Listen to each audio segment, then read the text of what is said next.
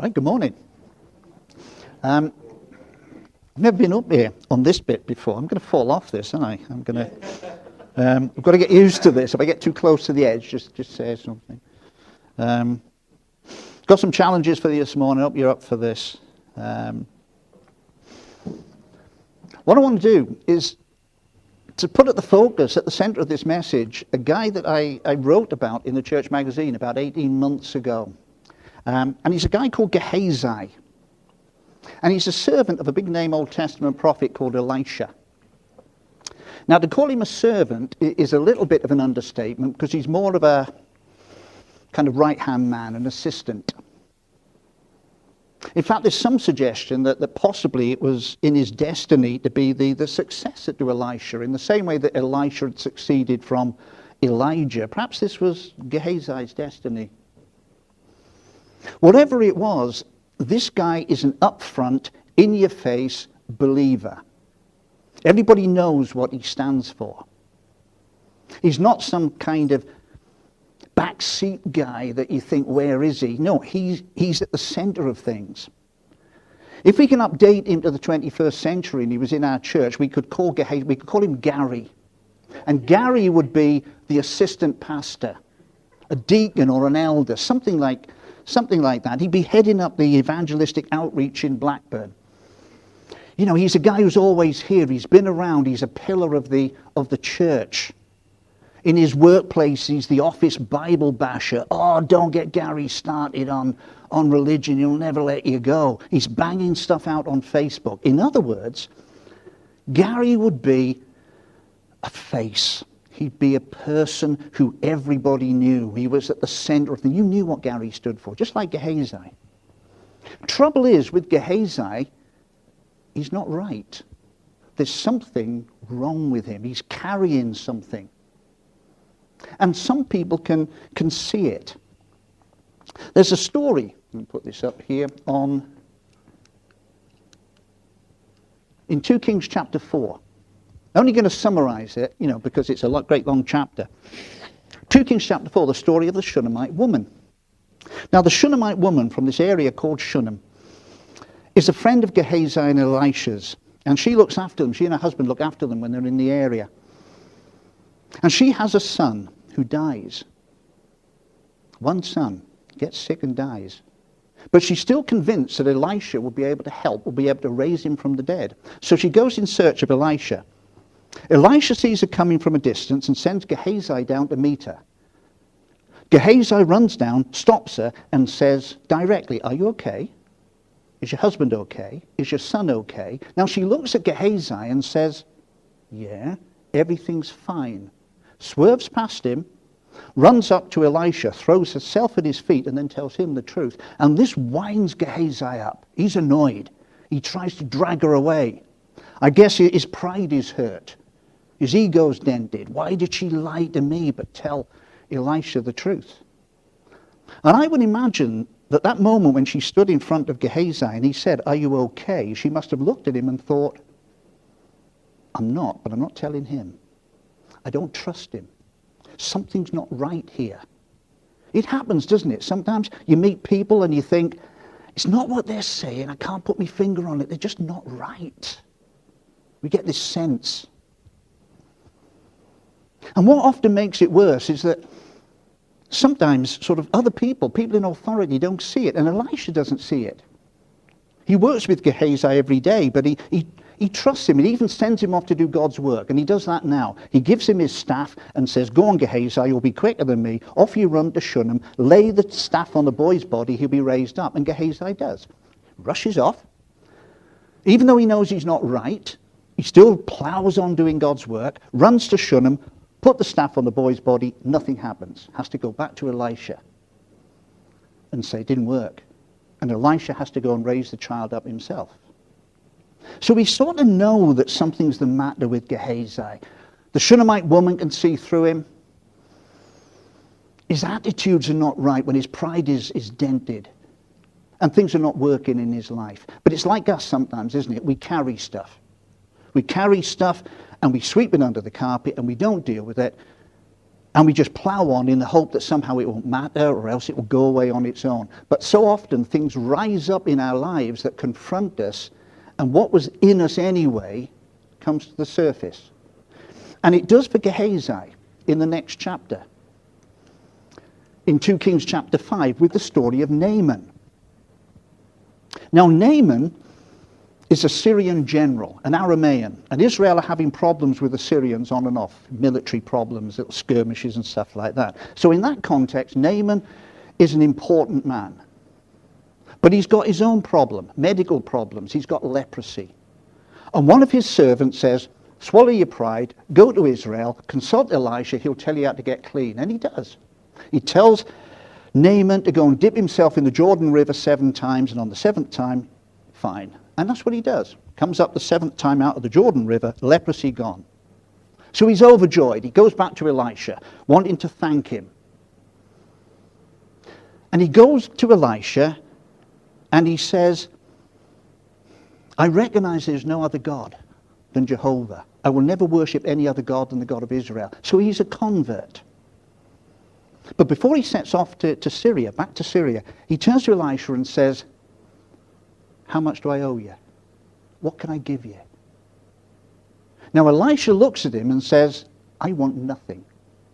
Because Elisha sees the bigger picture. He knows that a converted Aramean general, Syrian general, back in Syria will be a great witness, a great testimony, and for the security of the whole of Israel. Here's a guy who will go back and say that the God of Israel healed me and it cost me nothing. What a testimony that's going to be for the whole of Israel. Now what's wrong in Gehazi rises up because he listens to the same conversation and he says, and he thinks to himself, I think we've let him off the hook. I think I could get something from him. And behind Elisha's back, after Naaman has gone, he goes chasing after Naaman, catches up with him, and spins him a story. He says, my master's changed his mind. A couple of wandering prophets have happened to wander into his world, and he wants to bless them. So I'd like some silver, and I'd like some clothing. And he uses this story to con Naaman, who's more than happy to give him this stuff, out of a chunk of silver and clothing, which he takes back to his house and hides before he goes back to see Elisha. So we're left with a funny situation, really, aren't we? Isn't it odd? This upfront, in-your-face, everybody knows what he stands for guy is prepared to go behind his master's back to manipulate the situation, even to use the word of the Lord to do that for his own advantage. How does that happen? It's a little bit like our imaginary assistant pastor, Gary, isn't it? We come in one Sunday and everybody's talking about him. Have you heard about Gary? What? No, he's been arrested. What? Well, apparently he's had this gambling problem that he's never dealt with. And his debts have mounted up and he's just robbed his company of a huge chunk of cash. He's even, we think, had his hands in the church till, siphoning off money from the tithes and offerings into his own bank account to pay his debts. Now, we're shocked. We'd be shocked if it was anybody. We'd be disappointed. We'd be angry if it was anybody in the church. But Gary, come on. I was worshipping with Gary last week. You know, he was on fire, it seemed. He was talking about the evangelistic outreach and getting excited about it. I didn't see that coming. How does it happen that somebody at the center of things, who's had all this experience, suddenly collapses in a heap and does something like that? Because if we're honest and we look around at the Christian world, it probably happens more than we reckon.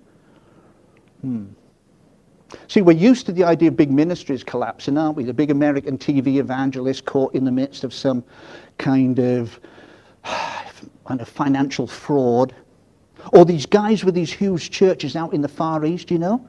Heard those ones? The ones with 500,000 people in them?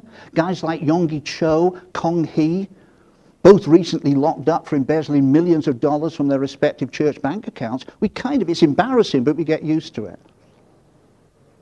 But if we look at it and we talk to people, we discover it happens much more than we'd like to think on a local level. the local vicar, the local pastor, the local priest, caught into some kind of financial dodgy dealings or dodgy relationships. And the worst of them, the most gory of them, actually get into the local press in these kind of shame of disgraced vicar kind of stories. Well, how does that happen? Where somebody's been at the center of teaching, preaching God's word, they've been around church for ages, and suddenly they do something like that.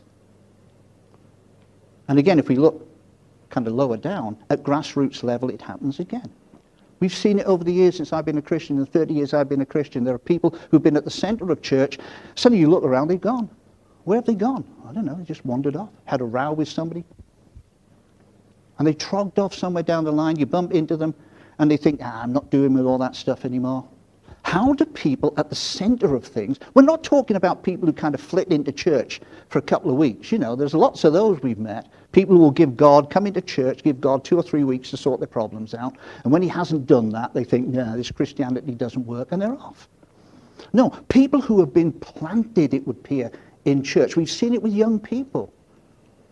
People who have been the fired up center of their school Christian union, the school evangelist, wheeled out at crusades to do dramas and stuff like that, on fire. A few years down the line, disappear off to university, college, whatever. You wouldn't know they believed. But they appeared to be stuck at the center of things. How does all this stuff happen? Well, how did it happen for Gehazi? Well, in order to understand that, we'd have to go back to that three-way meeting between Elisha, Gehazi, and Naaman. In 2 Kings chapter 5, put it up there, verses 15 and 16. Let's look at what it actually says here. Then Naaman and all his attendants went back to the man of God. He stood before him and said, now I know that there is no God in all the world except in Israel, so please accept a gift from your servant. The prophet answered, as surely as the Lord lives whom I serve, I will not accept a thing. And even though Naaman urged him, he refused. Then Gehazi's response back in verse 19. After Naaman had traveled some distance, Gehazi, the servant of Elisha, the man of God, said to himself, my master was too easy on Naaman, this Aramean, by not accepting from him what he had brought. As surely as the Lord lives, I will run after him and get something from him. Do you see it?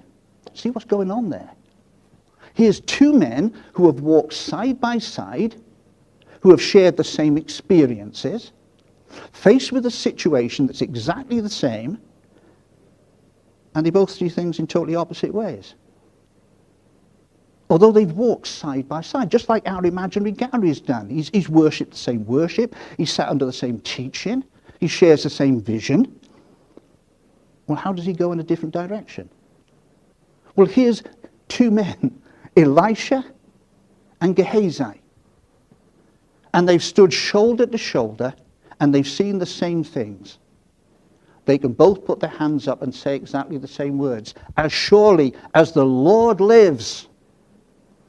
But there's only one of them who can then carry on to say, whom I serve. There's the difference. Two men can say the same words, as surely as the Lord lives.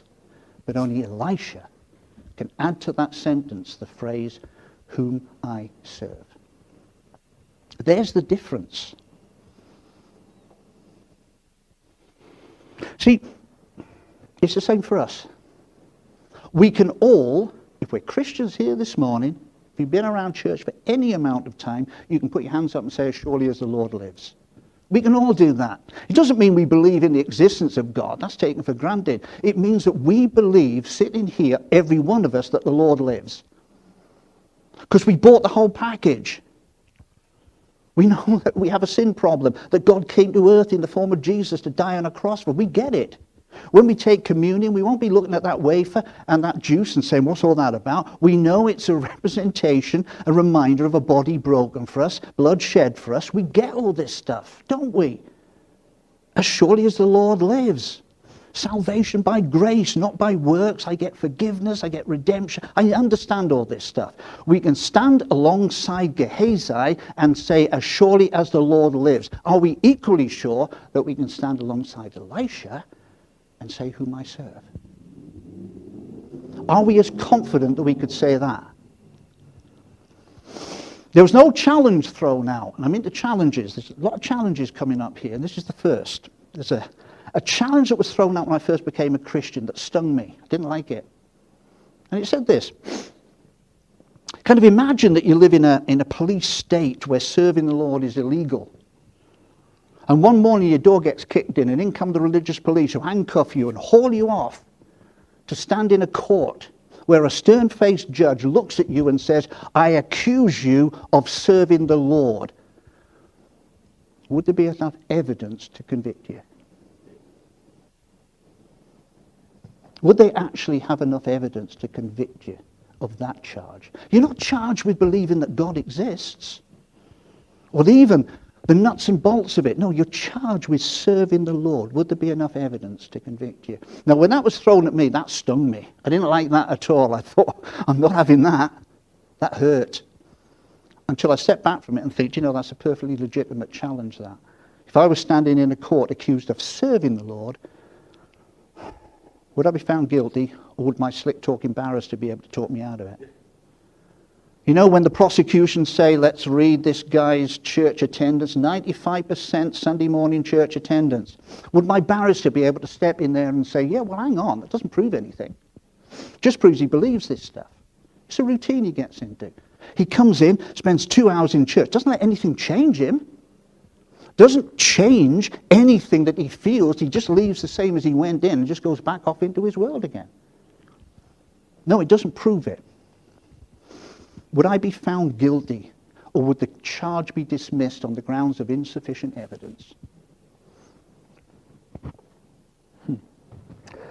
Well, question I suppose that calls to mind, what does it mean to serve the Lord? I suppose that's what we've got to pin down. That's what my barrister would have to kind of focus on. What does it actually mean to serve the Lord? Well, that could be a cue for me to ask Jamie to do a long series now. I want to chase the idea of serving the Lord through the Hebrew in the Old Testament, the Greek in the New Testament. I could go to temple worship, what the priests did in the temple and all that kind of stuff, and what it meant to the church of Acts 2. But I want to keep I don't want to do anything theological here. I want to keep the challenges direct. And instead of using that, I want to use an example from a spelling thing we used to do when I was teaching English at Haslingden. We used to kind of break words down into little bits in order to help people with spelling the words. And sometimes you try to break it down to what you finished up with a root word, the basic word, which you then built up on with little groups of letters at the beginning and at the end. They call them prefixes at the beginning, suffixes at the end, little groups of letters. So, for example, easiest thing to give is an example here. Come on, off you go.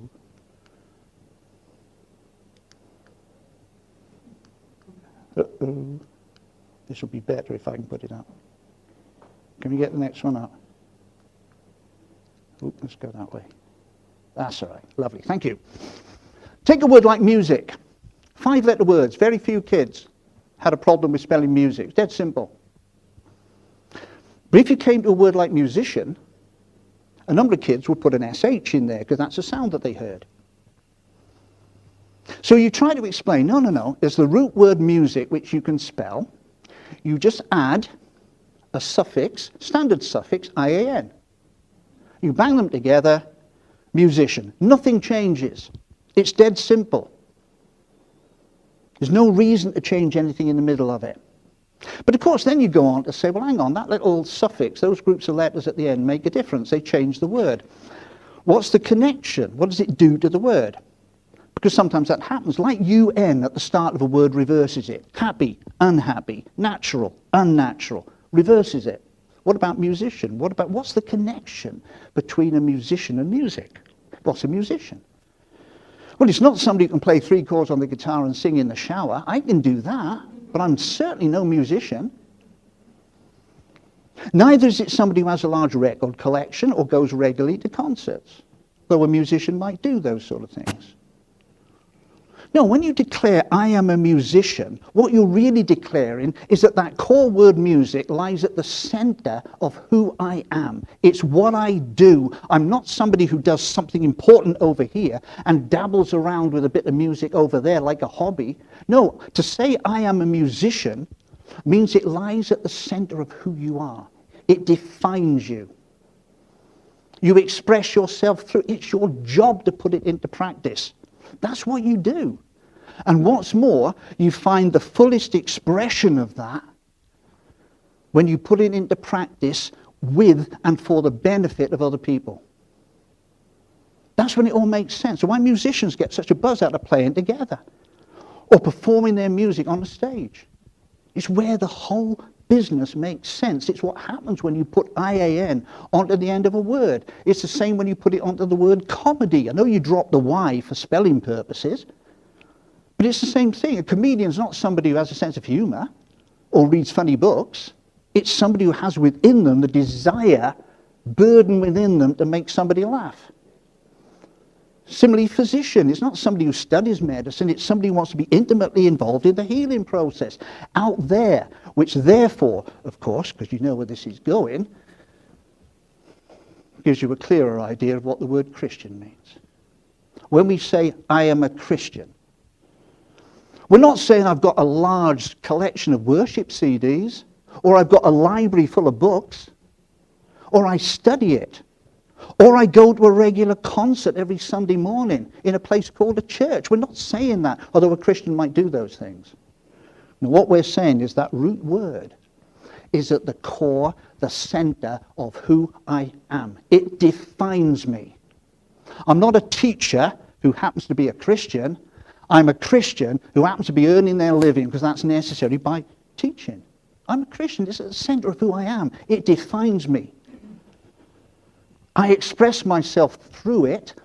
My job as a Christian is to put it into practice. And what's more, it makes the fullest sense when I do that with and for the benefit of other people.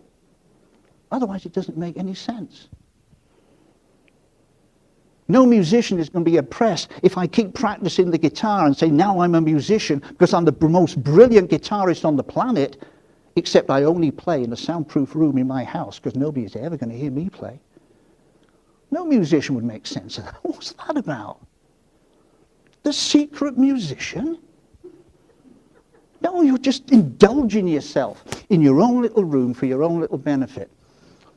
When we put that core word into practice, everything makes sense. That Christ in me into practice, then it makes sense. Now, when you start to look at, back to that meeting, now it makes sense. Two men, same situation.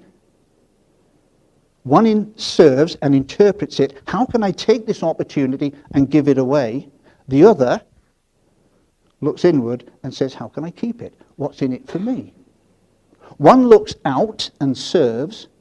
One looks in and doesn't. There's a difference. So it brings us to another question, doesn't it? Because it's about motives, really, isn't it? Why are you here? Which way are you facing? Why are you here?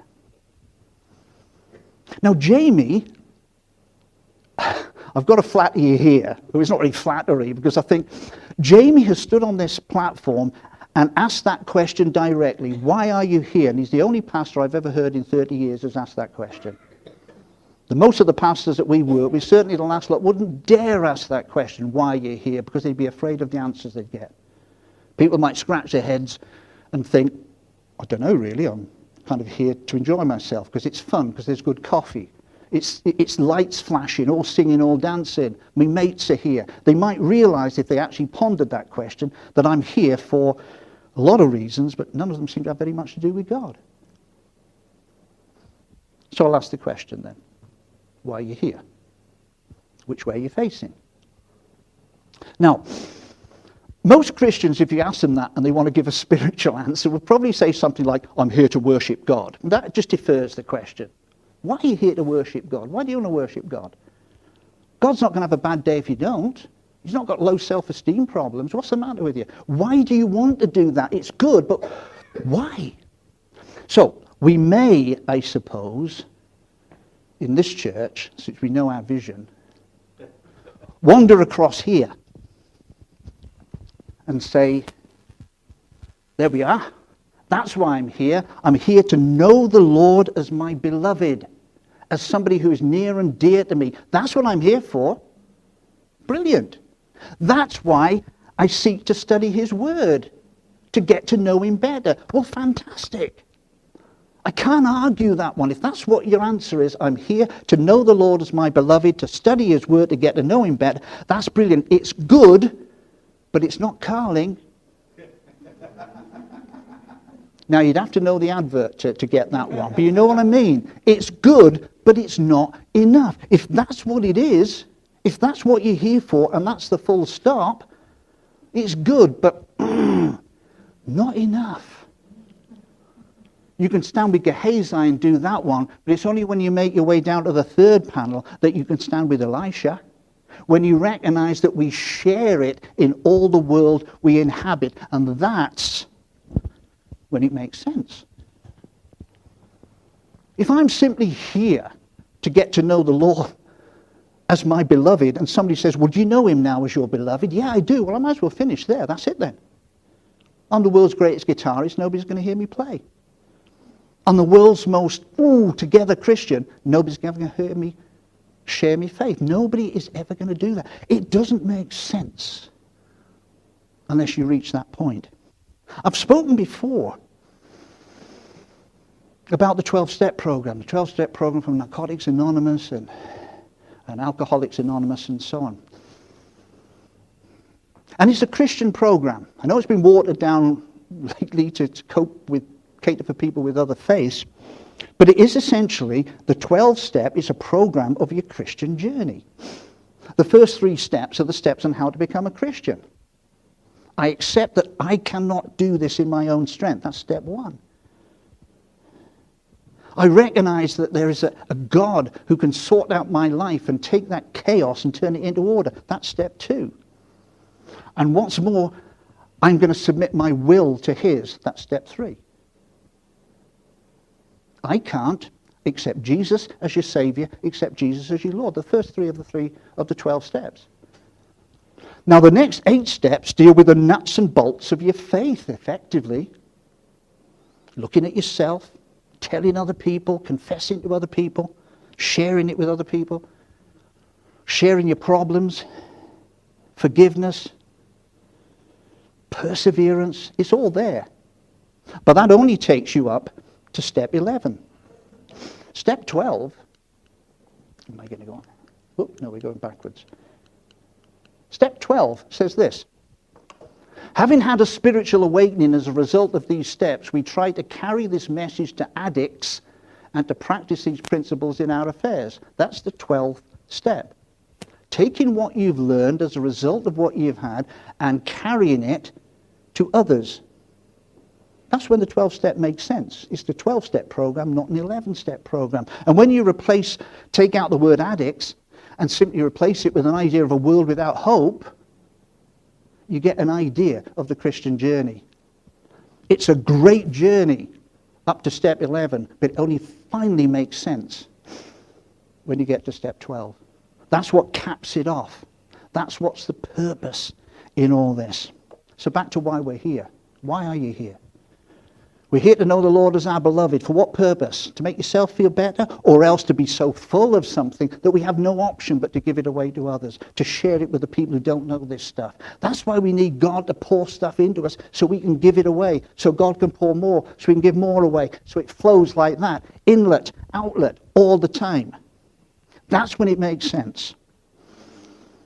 Because if we don't, there are consequences. There always is. See, I think what happens to people like Gary, people like Gehazi, these young people I met in the past, to people who hang around church and then they disappear, is that they stop giving it away. And what happens when you stop giving it away, the first thing that happens is you step in line with the way the world thinks. See, God tells you, God first, others second, you at the bottom. The world flips it the other way up and says, you at the top, look after number one. God helps those who help themselves. Charity begins at home. Put yourself first. Now, even the prosperity gospel churches do that. They put you at the top. You come to church for what God can give you to make you rich. Give us 10% of your money, God will make you rich. It's all about living your dream, being a big person. It's all about you.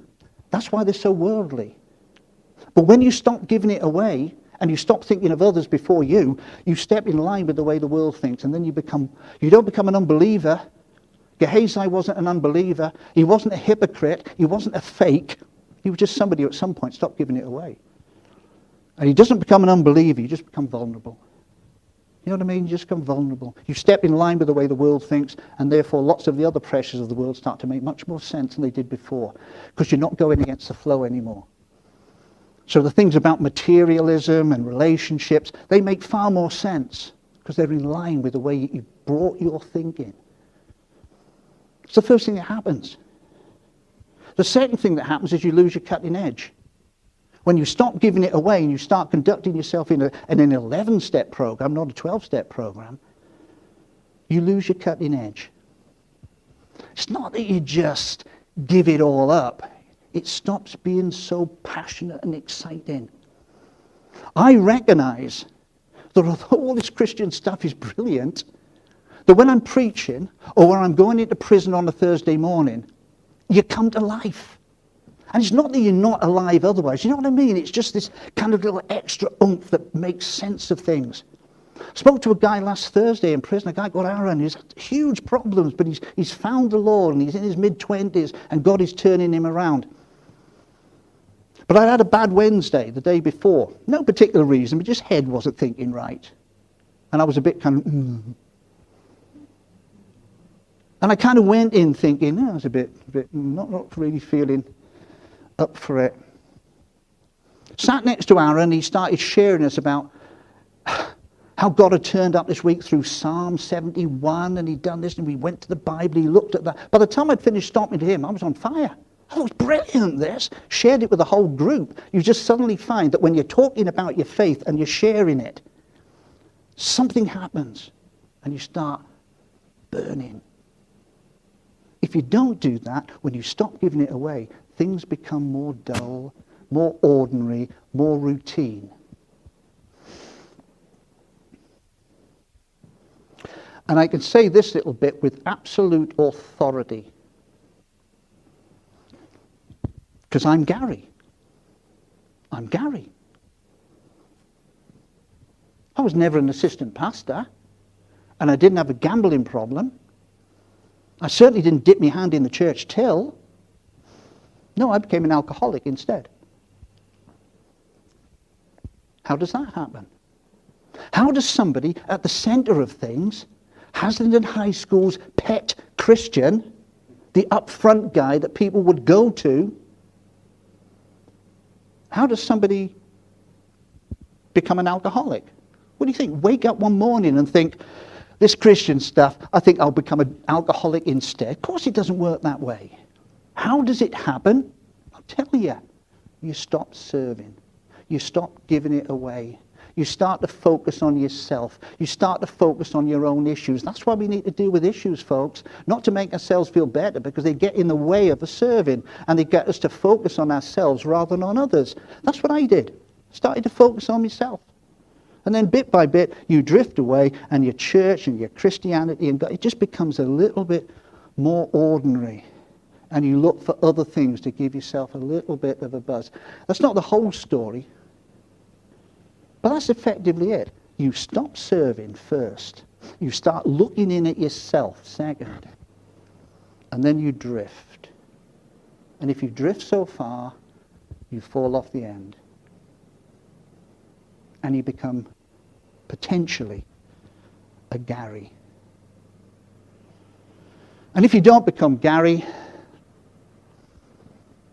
you just become ordinary. You just sit in the church and you just kind of see out your days, because you've lost that cutting edge. See, hang on, is that power going off? Can we get rid of that power thing? Just so we can see this. See, there are always consequences. So I suppose it would only make sense to look at the consequences for Gehazi. Gehazi has buried his ill-gotten gains, goes back into Elisha, but in the meantime, God has shown Elisha exactly what he's been up to. He's taken him spiritually there. So Elisha knows. Now when Gehazi goes into his company, he doesn't turn to him and say, "How dare you, Gehazi? Shame on you." He asks him this question. When he went in and stood before his master, Elisha asked him, "Where have you been, Gehazi?" A question he knows the answer to. And God does that a lot. Rhetorical questions. Question he knows the answer to. And he asks the same question of you this morning. Where are you? Who do you serve? Where have you been? Not because he doesn't know the answer. He wants you to make absolutely certain that you know the answer. Who do you serve? Am I looking in or am I looking out? Where have I been? Jesus asked Bartimaeus that question, didn't he? Blind Bartimaeus, what do you want me to do for you? Well, the guy's a blind beggar. What do you think he wants? But no, I know the answer to that. I want you just to pause and think, what is my answer to that question? So when the guy says, well, I want to see, that'll do it. What do you want me to do for you? So Elisha asked Gehazi that question directly. Where have you been? And if Gehazi had answered honestly and said, you know, I've made a mistake, I've messed up. Can you help me? Can you pray with me? I think his future could have been different. I think he might still have been Elisha's successor. But instead, your servant didn't go anywhere, Gehazi answered. He refuses the opportunity to come clean. And the next thing he hears is the sound of the door shutting. But Elisha said to him, was not my spirit with you when the man got down from his chariot to meet you? Naaman's leprosy will cling to you and to your descendants forever. Then Gehazi went from Elisha's presence, and his skin was leprous. It had become as white as snow. See, he never gets another opportunity to speak. See, we can sometimes believe that God will wait for us forever and ever, twiddling his thumbs until we get it sorted and decide, right, I'm ready to deal with this now. I'm ready to come straight. But God can sometimes draw a line. He does with Gehazi. I've had enough. Door shuts. And if it seems a bit harsh that the leprosy, and I bet Gehazi didn't expect that one. When he said, I'm going to get something from Naaman, I don't think leprosy was what he had in mind. I suppose if it seems harsh, I'm going to be careful on this one. If it seems harsh that the consequences of getting stuff wrong affect descendants, then there are always consequences. It would be nice if we sinned and got things wrong and they only affected us, but they don't. When I became an alcoholic, it would have been absolutely just if it only affected me, but it didn't. It affected Liz far more than it affected me. She's the one who got my emotional scars from it all. So did my witness in my workplace with people who, like the Shunammite woman, saw through me and thought he's not right.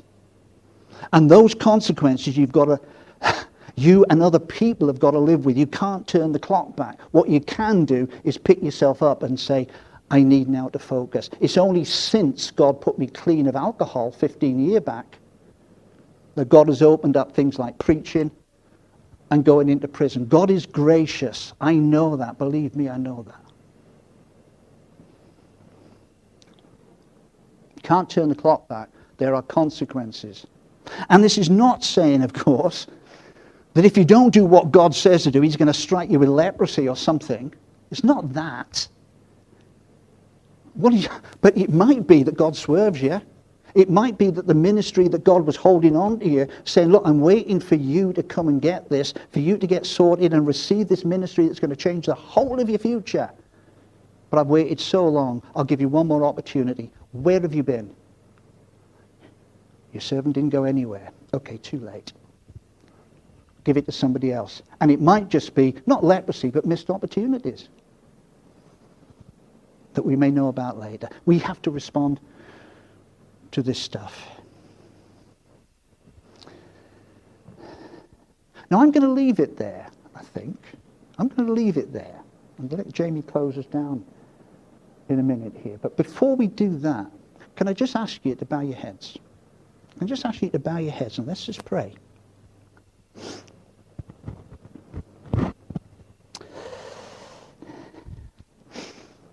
And in this moment, silence and reflection and so on, just let the Spirit of God, the Word of God, the power of that Spirit just touch you. Respond to it and open your heart honestly, because God wants to ask you questions that he knows the answer to. Where are you? Not where are you physically, where are you? Where do you stand? Who do you serve? Which way are you looking? Is all this about you? Or is it about giving it away? Is your focus there? Give me opportunity, Lord, to find people to share it with, people in this room to share it with, people to bless, people out there. You've planted this hope in me. Well, give me opportunity to share it. Where have you been, church? And finally, so what do you want me to do for you now? And if you've got an answer to those questions, just reflect on that. Then you must respond to him. You must respond. Consider it. Weigh it up. Perhaps you need to deal with something that's got in the way, that's making you focus in on yourself. Well, get it dealt with. Perhaps you need to sharpen that cutting edge again. Perhaps you want to rededicate things, the purpose of your life, into the service of the Lord. Or perhaps you just need to meditate on this and let it settle on you until you understand where God wants to take you. And as we close this meeting, after we've done communion and the rest of it, and Jamie's closed up, don't leave this place without considering those questions. Where are you, church? What do you want God to do for you? Who do you serve? In this year of hiring, perhaps what it means for you. That I don't need to do something else, another little job to do. I just need to focus on finding more people to share this stuff with. Whatever. Okay, I'm going to hand over now to you, Jamie. God bless you, church. Thank you for your attention. God bless you.